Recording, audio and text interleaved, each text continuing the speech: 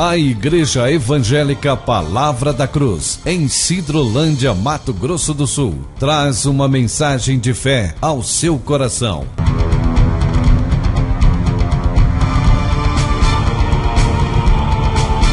E conhecereis a verdade, e a verdade vos libertará.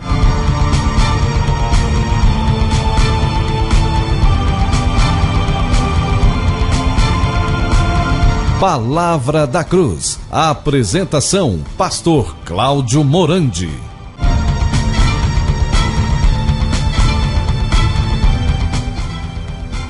Graça e paz, queridos. Que privilégio mais uma vez estarmos juntos para meditarmos na verdade da Palavra de Deus. Hoje nós vamos analisar um pouquinho a soberba, o orgulho, a altivez de espírito, a arrogância. Então prepare aí o seu coração. Vamos ficar bem atentos, bem concentrados naquilo que nós estaremos dizendo nessa oportunidade. Nós louvamos ao Senhor porque nós temos este privilégio de pregar a sua palavra em liberdade. Louvamos a Deus pelas vossas vidas que estão nos ouvindo.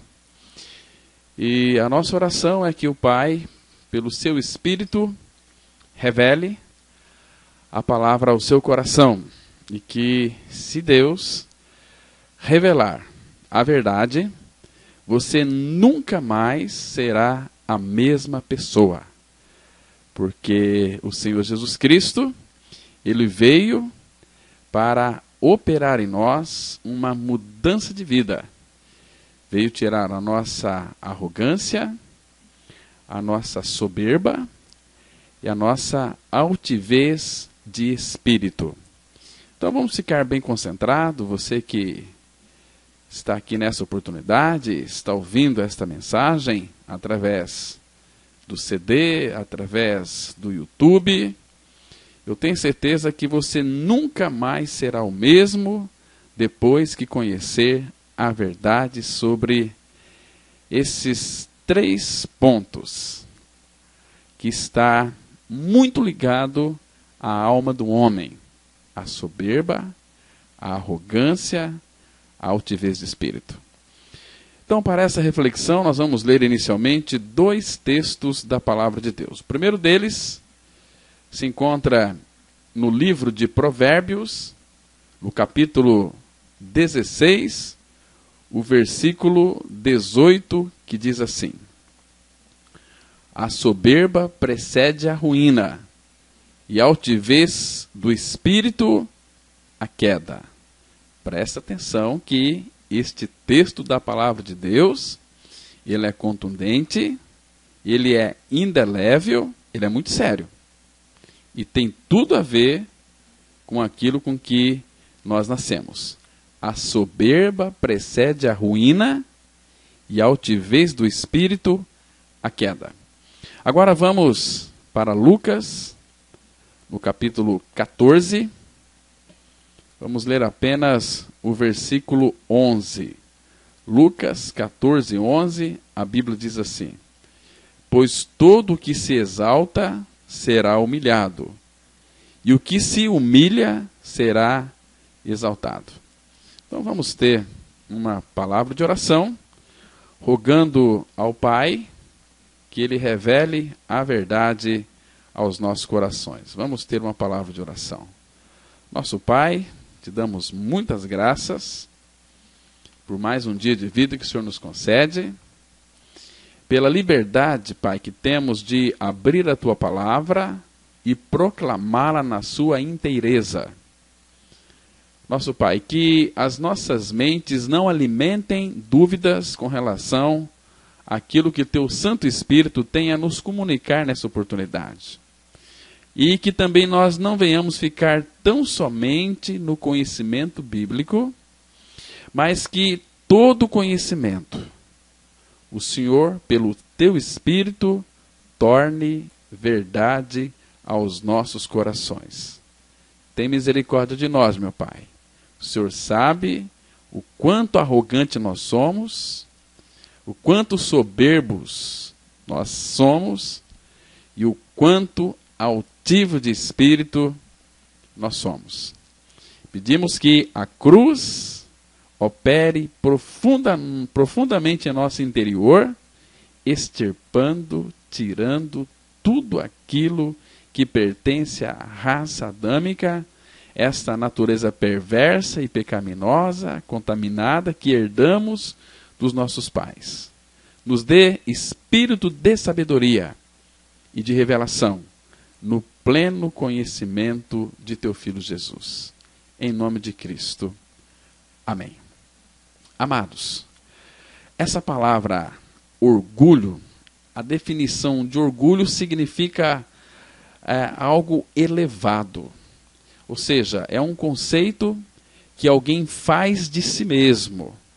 Também ele pode ser entendido como amor próprio, como a altivez, como a soberba. Neste primeiro texto que nós lemos, a palavra fala que a soberba, ela precede a ruína. Então, todo soberbo, ele vive numa condição de que alguns passos à frente ele vai cair. E o orgulho, meus irmãos, ele é um dos sentimentos mais ridículos, poderíamos assim dizer, que o homem pode abrigar no seu interior, no seu coração. Porque tudo aquilo que o homem tem foi dado. Porque no Evangelho de João está escrito dizendo o seguinte, que nada do que nós temos, nada daquilo que nós recebemos foi dado. Ou seja, tudo aquilo que nós recebemos foi dado. E nada nós temos pelos nossos próprios méritos. Então, por que se orgulhar de algo que nem é nosso? Um bagaço de laranja, ele não tem medo de ser chutado, ele não tem medo de ser moído e não tem medo de ser amassado. Por quê? Porque ele já perdeu ali o orgulho das laranjas. Então, amado, essa palavra orgulho, a soberba, a arrogância, ela já nasceu impregnada em nossa alma, em nosso interior. Todo ser humano é arrogante, ele vive em uma busca de aplausos, de querer ser reconhecido, de querer ser maior e melhor do que os outros.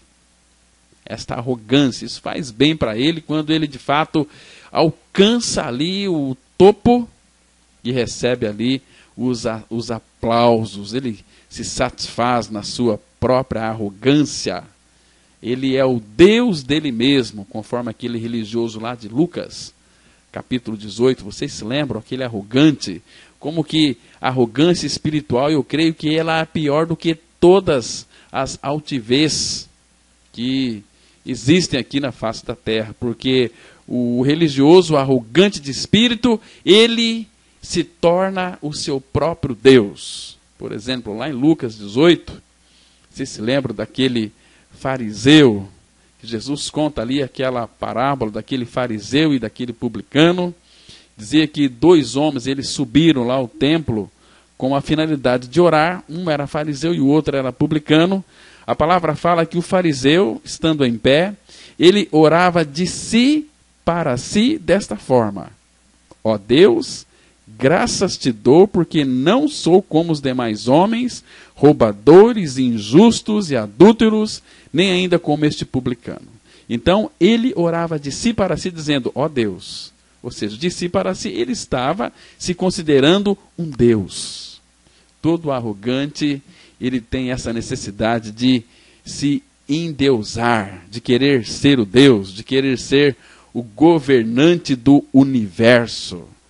Amados, a nossa sociedade, ela está totalmente impregnada com a soberba da vida. Nós vemos hoje que a beleza feminina, ela é glorificada em todo o mundo atual. As proezas físicas nos esportes recebem reconhecimentos como sem precedentes. Nós vemos hoje que a genialidade humana na ciência e na tecnologia, ela é exaltada. Aquela ambição corporativa é louvada como astúcia. Olha, quase tudo em nossa cultura brasileira satisfaz e incita o orgulho dentro do homem.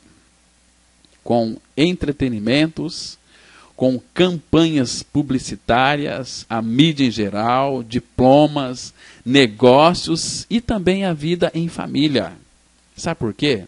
Porque hoje, mais do que nunca, tudo diz respeito à imagem e à realização pessoal. E isso, por sua vez, tem criado uma pressão no ser humano, no ser humano para que ele então possa sempre superar os outros em algo para ser o mais esperto, o melhor, o mais forte, o mais capaz, o mais atrativo e o mais abastado. E com isso ele vai se tornar um abestado mesmo. Porque toda soberba precede a ruína.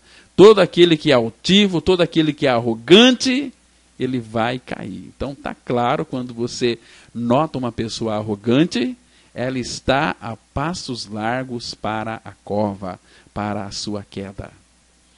Eu gosto muito de ler C.S. Lewis. E num dos seus escritos, C.S. Lewis, ele dizia que o orgulho, ele conduz para outros males.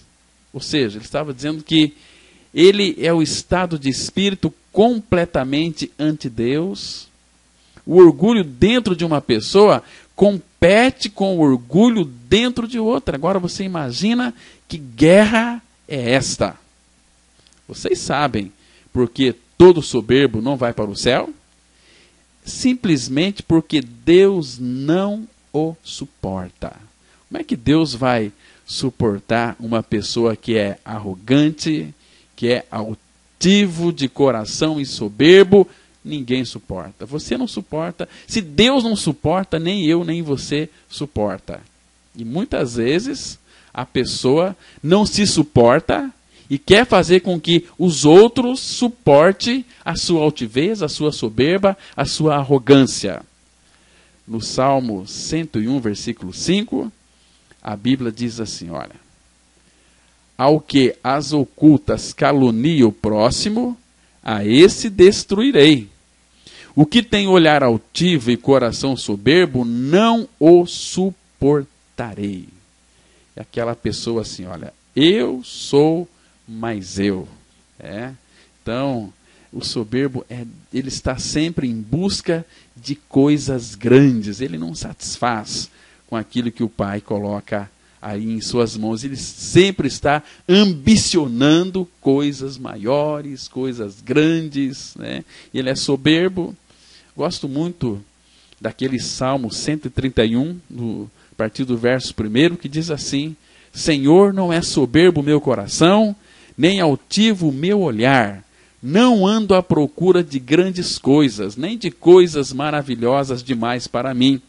Pelo contrário, fiz calar e sossegar a minha alma, como a criança desmamada se aquieta nos braços de sua mãe, como essa criança é a minha alma para contigo. Ou seja, a minha alma em ti, ela encontra o verdadeiro descanso, porque Jesus Cristo, Ele é o meu descanso. E uma pessoa só irá descansar o dia que a cruz extirpar a sua raiz da soberba, a sua raiz da arrogância, a sua altivez de espírito, ou em outras palavras, você nunca vai ser curado deste veneno que foi inoculado no seu interior, a não ser pela sua morte com Cristo na cruz. Caso contrário, você será sempre um arrogante espiritual, um metida besta, um Zé Ninguém, querendo ser aquilo que você não é.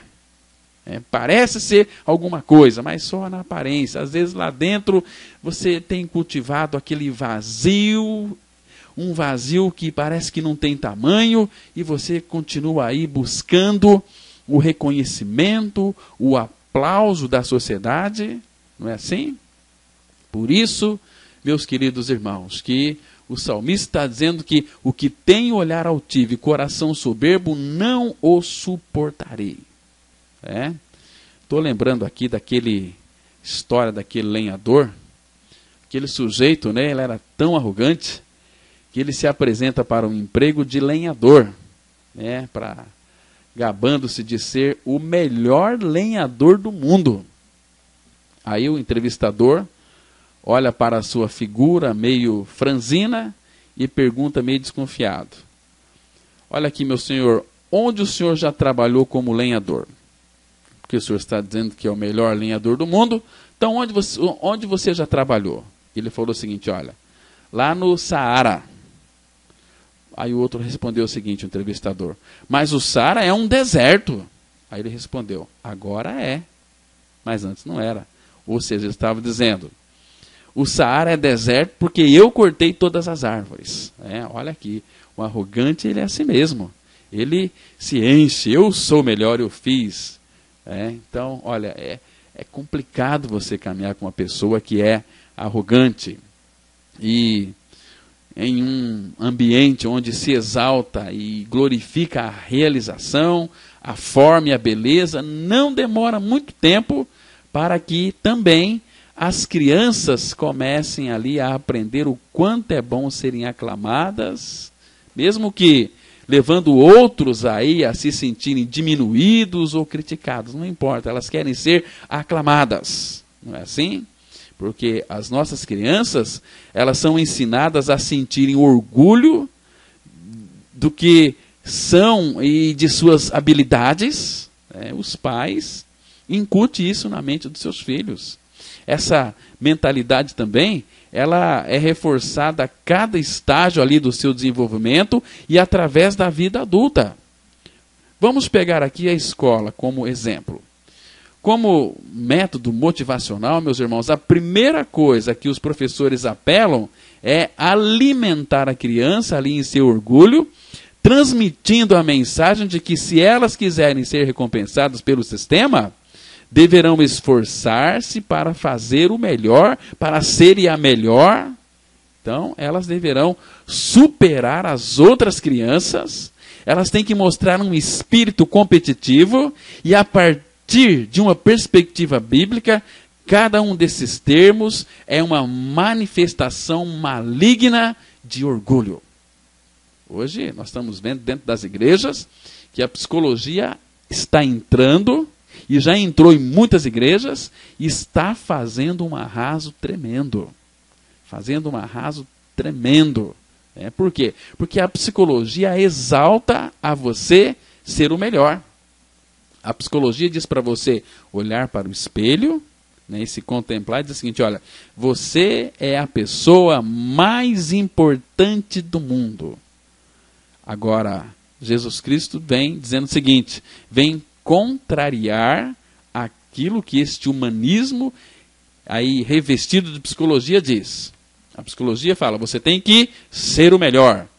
A Bíblia diz assim: se alguém quiser vir após mim, a si mesmo se negue, dia a dia tome a sua cruz e siga-me. Olha, irmãos, todo altivo, todo arrogante, todo soberbo, ele é nervoso, ele é esquentado, ele é enfesado. Sabe por quê? Porque Tiago 4, verso 6, a Bíblia diz que Deus resiste aos soberbos, mas dá graça aos humildes. Eu disse aqui que Deus resiste aos soberbos, por isso eles ficam bem esquentados. Por quê? Porque a resistência aqui de Deus é aquela mesma resistência de um ferro elétrico. Por que o ferro elétrico ele esquenta?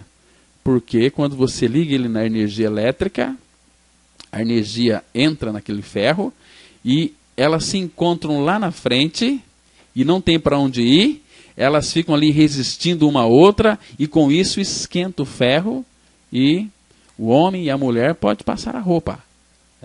Agora, o orgulhoso, o soberbo, Deus resiste eles. Por isso que, de fato, eles ficam esquentados, muito nervoso e nervosa, porque todo soberbo, se ele fica irritado facilmente, então é isso que acontece, irmãos.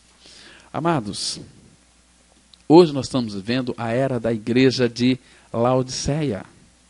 E nosso testemunho é mais ou menos o seguinte: olha, nós somos ricos, temos fartura de bens e não necessitamos de nada. Mas Deus diz para aquela igreja: você não entende que você é pobre, que você é um coitado, que você é miserável, que você é cego, que você é nu.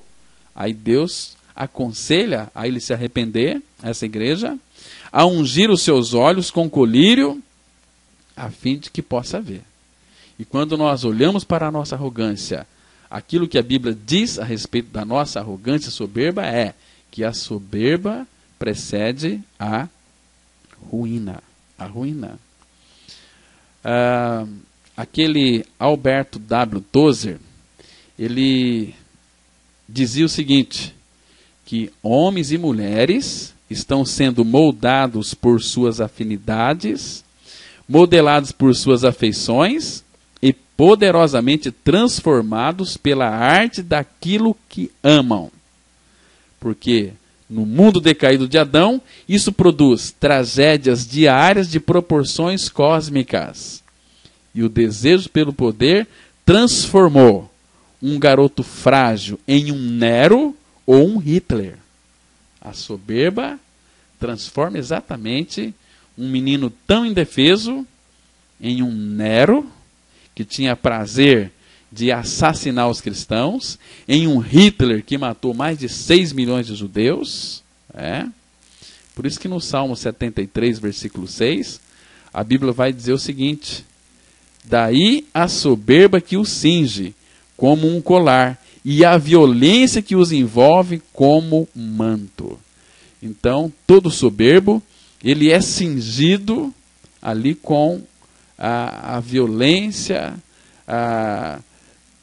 como um manto que os envolve, né? Esse Salmo 73, o contexto aqui é de pessoas que são bastante prósperas, né?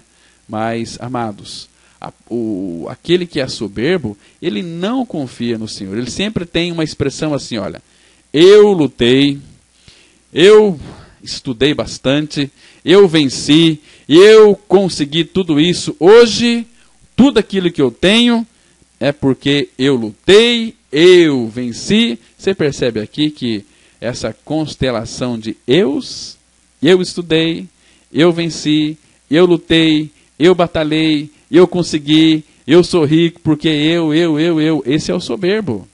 Mas a Bíblia está dizendo assim, para quem é soberbo, lá em Deuteronômio, capítulo 8, os versículos 17 e 18, que diz assim a palavra: não digas, pois, no teu coração, a minha força e o poder do meu braço me adquiriram estas riquezas. Antes te lembrarás do Senhor teu Deus, porque é Ele que te dá força para adquirir as riquezas, para confirmar a sua aliança que sob juramento prometeu a teus pais, como hoje se vê. E depois no 19 ele diz o seguinte: se te esqueceres do Senhor teu Deus e andares após outros deuses e os servires e os adorares, protesto hoje contra vós outros que perecereis. Então, mais uma vez está mostrando aqui, em outras palavras, que a soberba precede a ruína. Se te esqueceres do Senhor teu Deus. Não é você que adquiriu riquezas, conseguiu. Você conseguiu sim, mas foi com a ajuda do Senhor. Nunca diz aí que foi o teu braço, porque uma pessoa que ela confia aí no seu próprio coração, ela é insensata.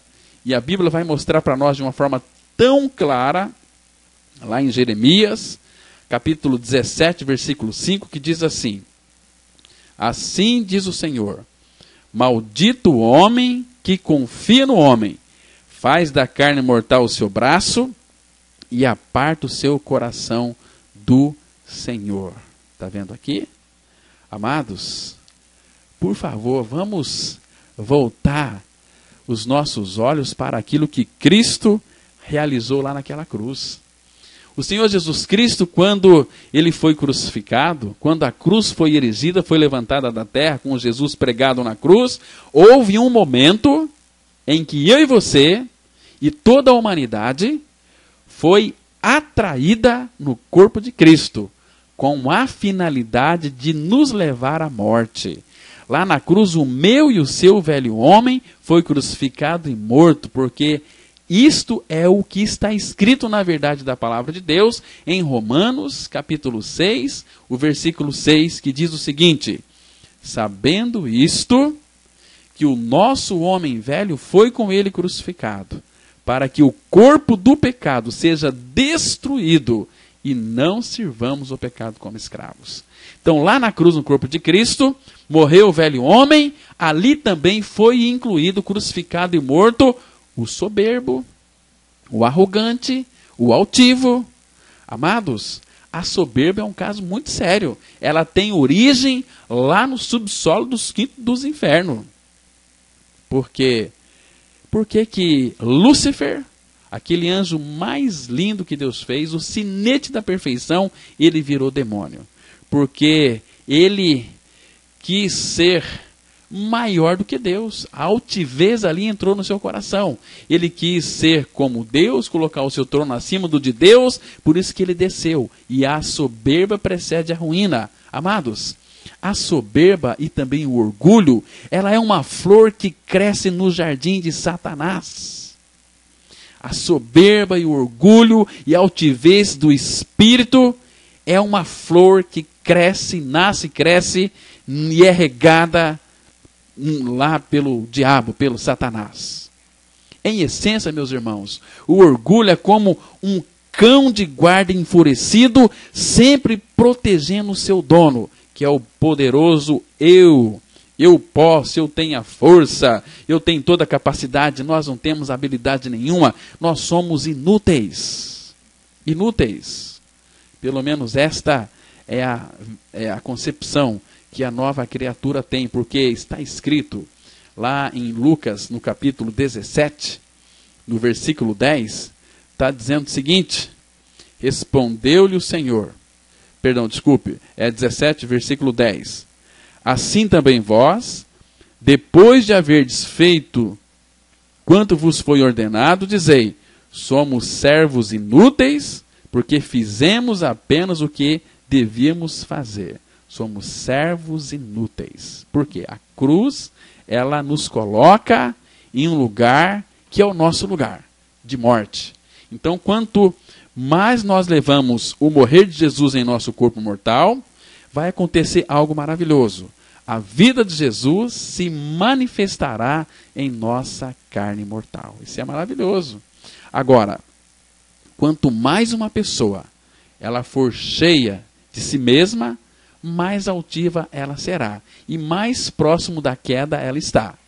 Agora, o cristão que não permitiu ainda que Deus trate seriamente o seu eu, verá tudo em sua frente pela ótica do orgulho que possui. E todos os aspectos de sua vida, como o trabalho, o lazer, os relacionamentos e sim, a vida espiritual, estarão fortemente influenciados pelo orgulho.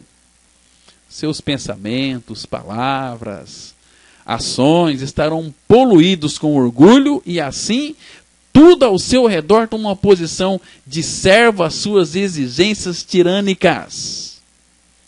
O cristão ainda não tratado pode afirmar que Jesus Cristo é o Senhor da sua vida, mas a verdade é que o orgulho é quem exerce tal função.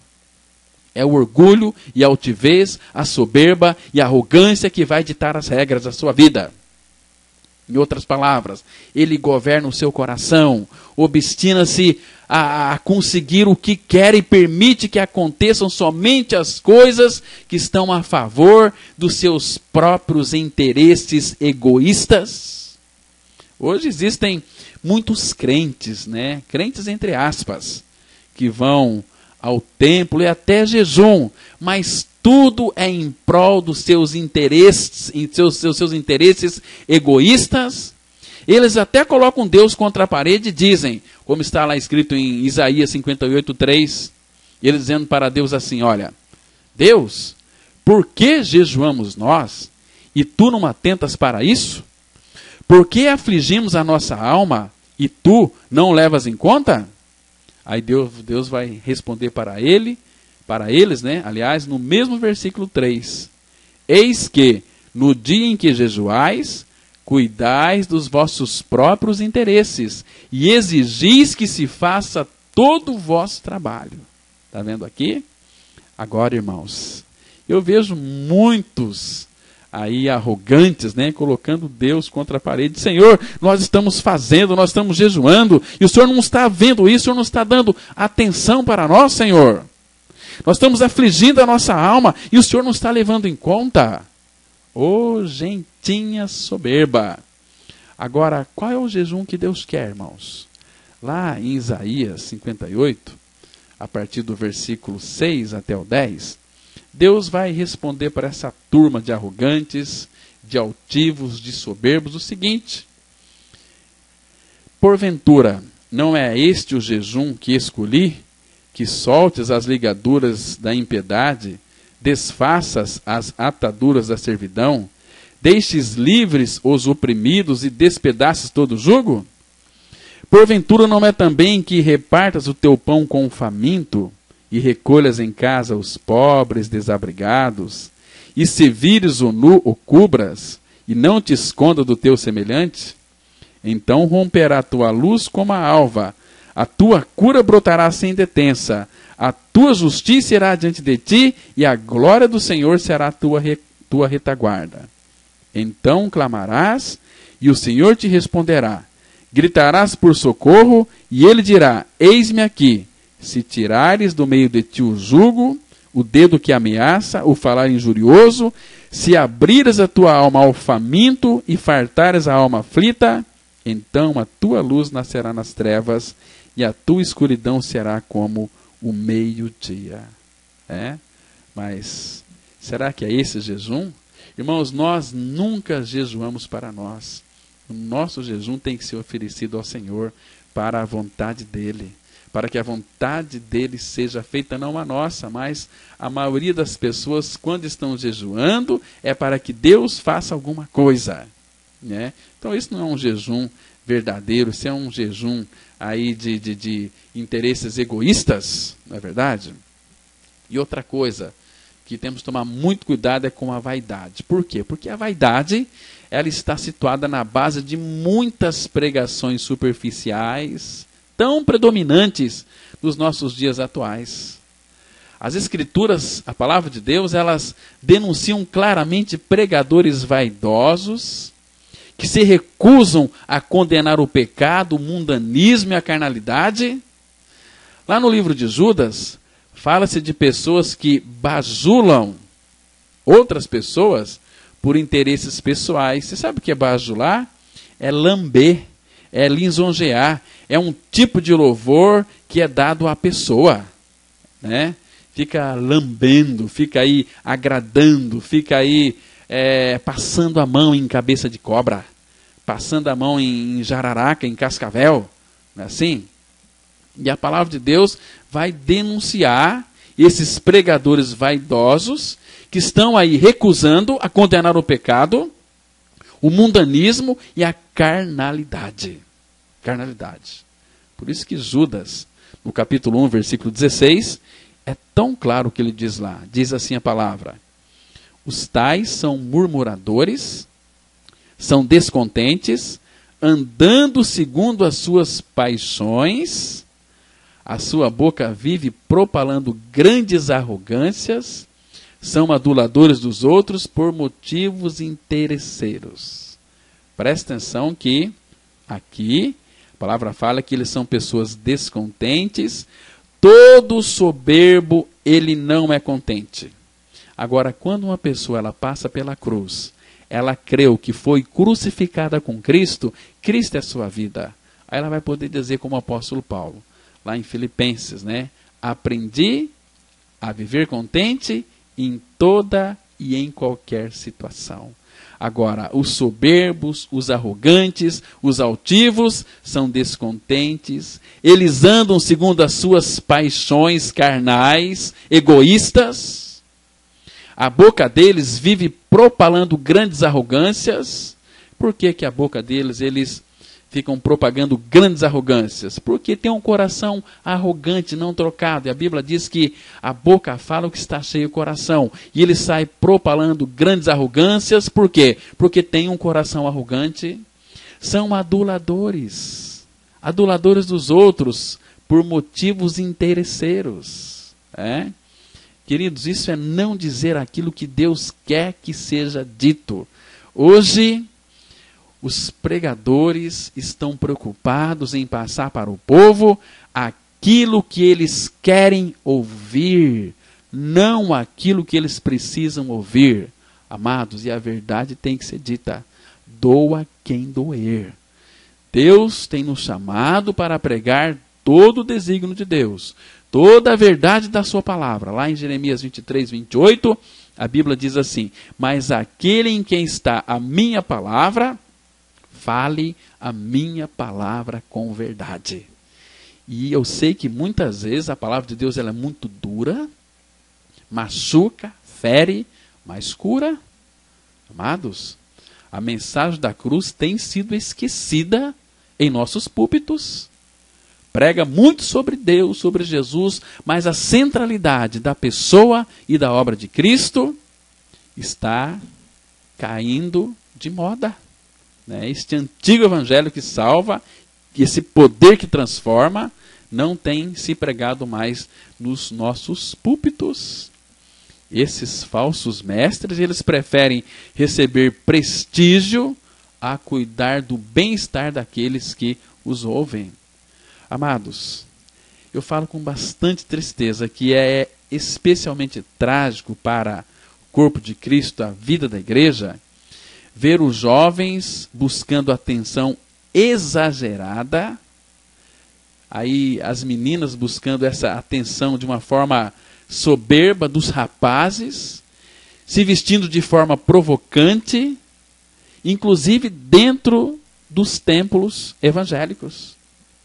Mas, no entanto, o desejo de chamar a atenção as leva por um caminho descendente de promiscuidade. A vaidade aprisiona uma pessoa em sua busca pela aprovação dos outros. Por isso que manter a satisfação que vem com essa aceitação exige que uma pessoa se apresente e se expresse e haja constantemente de maneira a fazer com que os outros gostem dela. Porque a sua realização depende exclusivamente do seu grau de aceitação pelos outros. O louvor lhe traz felicidade e plena realização, enquanto que a desaprovação pode lhe parecer uma tragédia. Uma tragédia.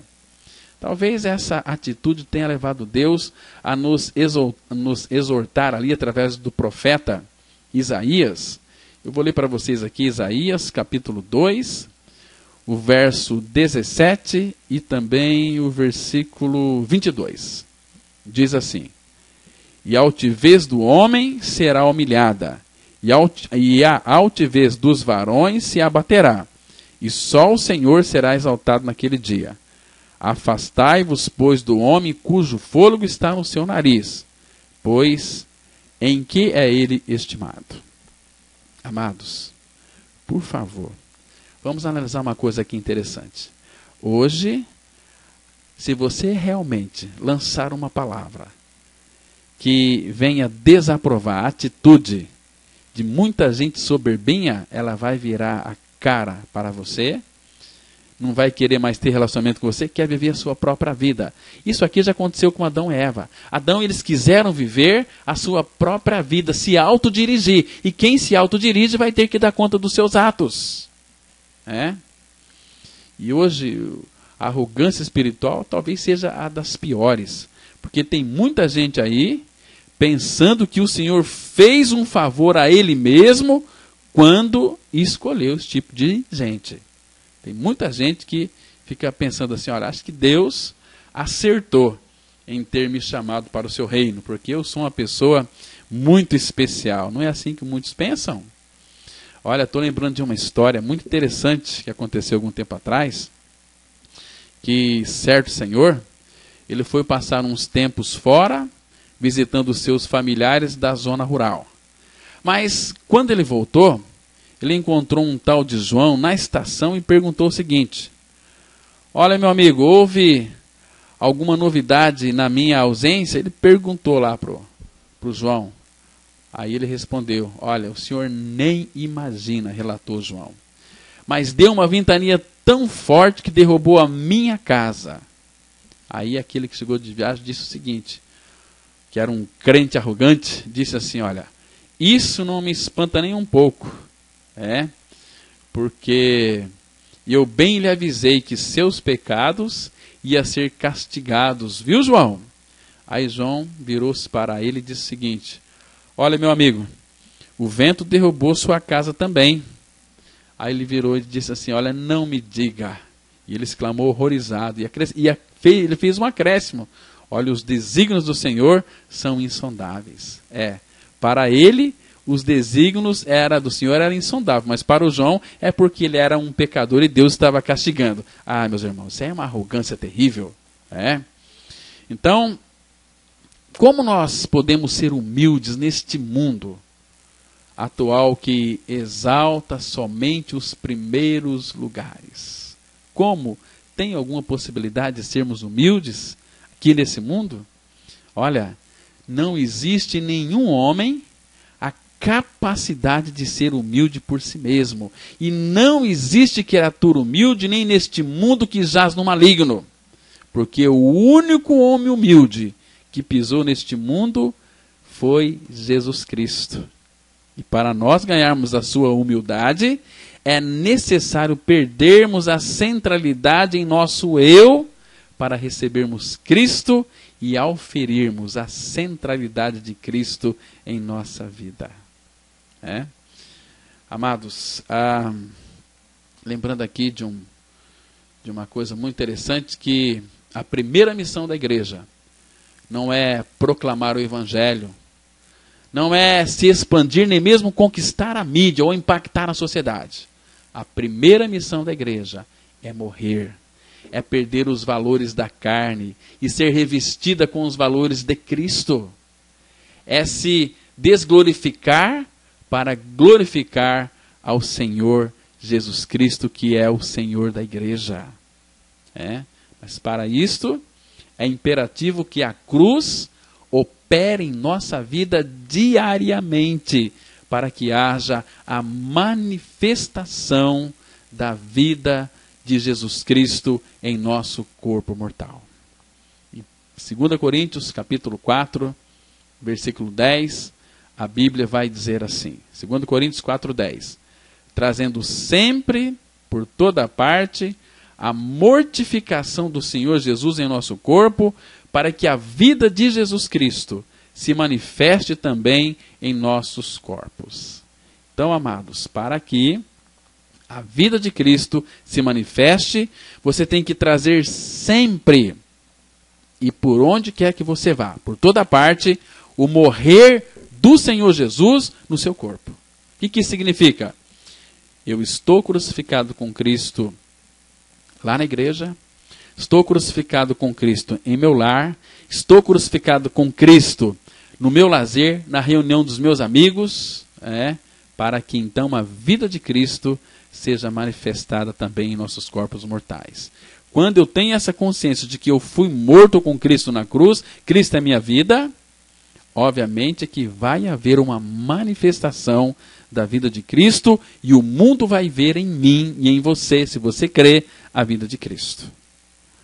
Amados, a nossa humildade ela não deve ser somente aí uma avaliação humilde de nós mesmos, mas também um esvaziamento constante das nossas distinções e vantagens, e também uma identificação de nós mesmos com os mais simples.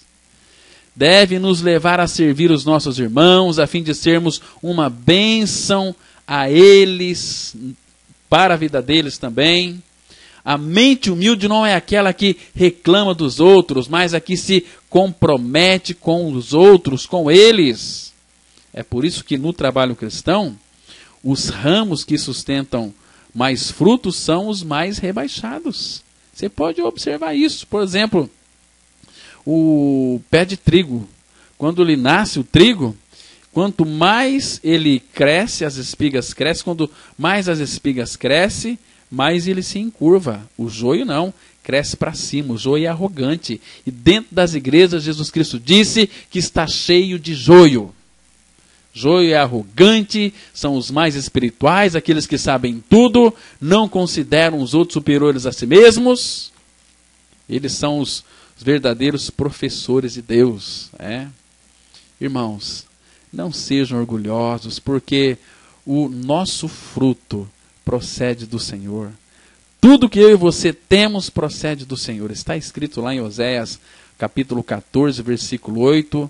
O Senhor está dizendo assim: eu te ouvirei e cuidarei de ti. Sou como o cipreste verde. De mim procede o teu fruto.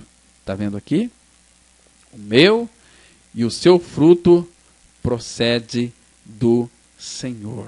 Tá? Vocês estão me compreendendo, irmãos?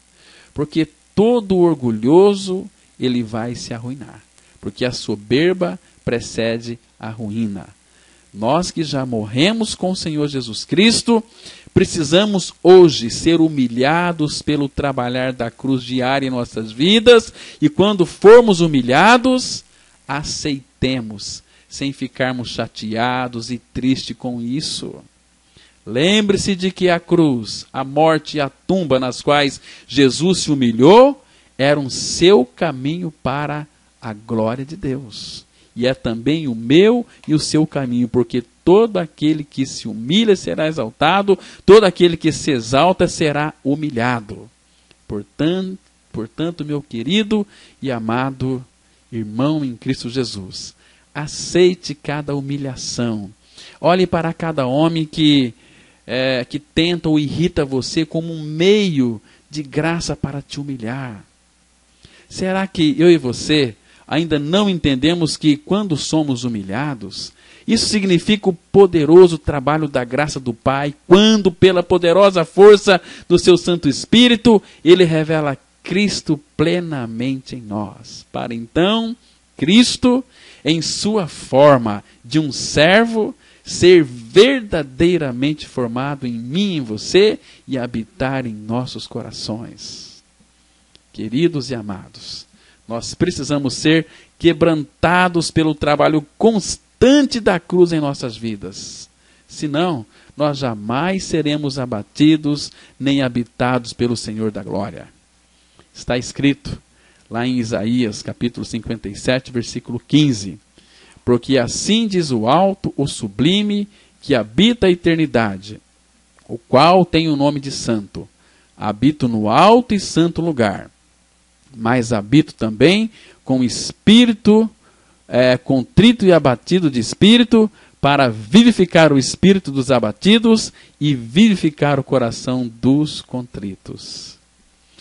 Amados, pouco antes de iniciar aí o meu curso no seminário, certa senhora muito piedosa da igreja a qual pertencia, ela me chamou para me fazer um alerta. Ela disse o seguinte: cuidado, teologia demais provoca devoção de menos. Hoje que nós temos, hoje por aí nossos púlpitos, muitos homens, muitas mulheres, soberbas e soberbos, aprendendo a ser pastor, para pastorar o rebanho. Na época que eu cursava teologia, nós começamos com 45 alunos. E pasmem, muitos deles estavam ali estudando teologia para ser pastor, para pegar o diploma de pastor, porque a maioria deles já pastoreavam igrejas. Mas eles, naquelas conversas, porque nós convivemos ali 4 anos juntos, a maioria deles sequer tinha real certeza do seu novo nascimento em Cristo. Aliás, eles nem sabiam o que era novo nascimento. Pregavam um evangelho barateado, com a finalidade de fazer com que o número de membros crescia nas igrejas, nos templos, mas nunca se preocuparam em pregar a verdade da palavra, em pregar Jesus Cristo crucificado, para que as pessoas então pudessem ser regeneradas, ser habitadas pelo Espírito do Senhor, pelo Espírito do Pai, pelo Espírito de Cristo. E Jesus só vai habitar num coração que creu na sua morte com ele. Aquele texto de Gálatas é tão lindo, irmãos. Gálatas 2:20, já estou crucificado com Cristo, e vivo não mais eu, mas Cristo vive em mim. Presta atenção no versículo aqui. Você vai observar que Cristo só pode viver em você se você creu ou crer que morreu com ele, que está crucificado com ele. De outra maneira, não adianta você dizer que é um cristão. Você pode ter um conceito de que é um cristão, mas não um cristão verdadeiro. É um cristão aí de meia sola. Um cristão iludido com a sua forma de pensar, com o seu entendimento em trevas. Por isso que nós devemos clamar com fé ao Senhor, a morte e a vida de Jesus como nossas. Eu quero terminar com uma pergunta. Como podemos vencer o nosso orgulho? A resposta é muito simples. 2 coisas são necessárias. Façamos o que Deus diz que é o nosso trabalho. Humilhar-se a nós mesmos e confiar nele para fazer o que ele diz que é trabalho dele. Aí sim, ele vai nos exaltar. E lembre-se de uma coisa. A altivez de espírito, a soberba e o orgulho transformou anjos em demônios. Agora lembre-se, humilde, nessa terra não tem ninguém. Só tem uma pessoa que é humilde, chama Jesus Cristo. Ele disse lá em Mateus 11, eu sou manso e humilde de coração. Ele é manso e humilde de coração. E ele pede para que você possamos aprender dele e viver na humildade dele. Porque ele, não nós, é manso e humilde de coração. Amém? Vamos ter uma palavra de oração. Nosso Pai, muito obrigado por esse tempo que passamos aqui meditando na Tua palavra. Pai, eu suplico em nome de Teu Filho Jesus, para que Tu reveles a pessoa do Teu Filho em cada coração que ouviu esta mensagem. Abençoa seu lar, abençoa seus filhos, abençoa a sua vida. E desvenda os olhos para que eles então possam contemplar as maravilhas da Tua lei.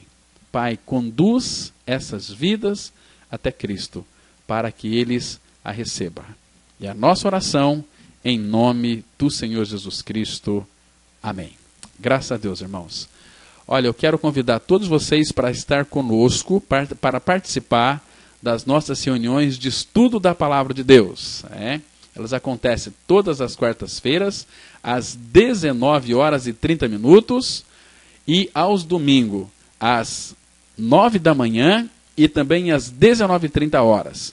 O endereço é Rua Acre 260, esquina com Paraná, bem no centro de Sidrolândia, tá certo? Olha, que Deus te abençoe, que Deus coloque a sede no seu coração, sede de Cristo, sede da palavra, para que Ele possa lhe abençoar com toda a mansidão, com toda a humildade, tá certo? Um bom dia para você, Deus te abençoe, graça e paz.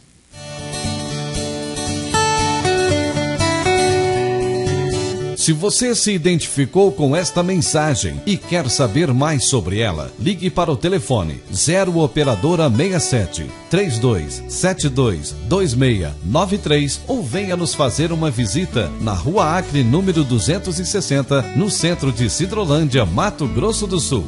Cultos toda quarta-feira às 19h30. Reunião de oração toda sexta-feira às 19h30. E aos domingos, cultos às 9h e às 19h30. Que o Deus da graça e misericórdia vos abençoe sempre. E até a próxima mensagem.